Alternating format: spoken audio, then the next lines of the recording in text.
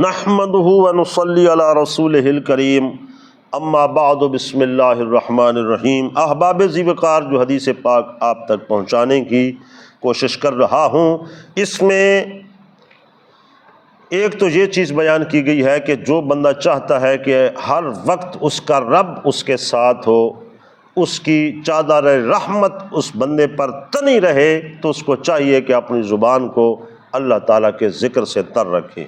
اور دوسرا اس میں یہ ہے کہ اللہ تعالیٰ یہ انعام کے طور پر ارشاد فرماتا ہے کہ جب کوئی میرا بندہ اپنی مجالس میں سے کسی مجلس میں میرا ذکر کرتا ہے تو میں اس سے کہیں بہتر ملکوتی مجالس میں سے مجلس کے اندر اس کا ذکر کرتا ہوں اپنی شان کے لائق۔ دیکھیے کتنی فضیلت ہے۔ عن ابی ہریرہ قال قال رسول اللہ صلی اللہ علیہ وسلم یقول، اللہ کے نبی صلی اللہ علیہ وسلم نے ارشاد فرمایا کہ اللہ تعالیٰ فرماتا ہے، یقول اللہ تعالی انا عند ظن عبدی بی۔ ایک بات تو یہ کہ میں اپنے بندہ مومن کے گمان کے مطابق ہوتا ہوں کہ وہ مجھ سے جیسا گمان لگاتا ہے میں اس کے ساتھ ویسا معاملہ کرتا ہوں۔ تو گویا اس سے کیا ہمیں سبق ملتا ہے کہ ہمیشہ اللہ تبارک و تعالیٰ کی رحمت کا امیدوار رہنا چاہیے۔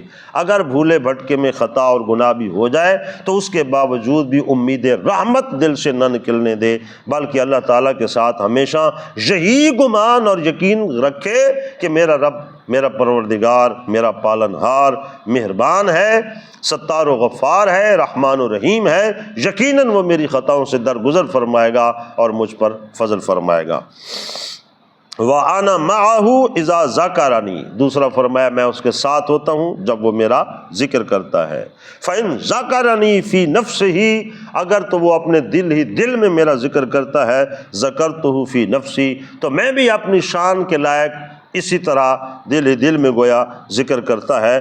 جو فی نفسہی کا معنی اس کی شان کے لائق ہے وہ مراد ہے ہماری، جو مراد باری تعالیٰ ہے ہمارا اس پر ایمان ہے۔ وَإِن ذَكَرَنِي فِي مَلَئٍ، اور اگر وہ کسی محفل مجلس کے اندر بندہ ذکر کرتا ہے، ذَكَرْتُهُ فِي مَلَئٍ خَيْرٍ مِّنْهُ، تو میں بھی ایسی محفل کے اندر ذکر کرتا ہوں جو محفل اس کی محفلوں میں سے کہیں زیادہ بہتر ہے۔ تو یہ ذکر کی فضیلت ہے۔ اللہ تعالیٰ ذکر کی توفیق دے۔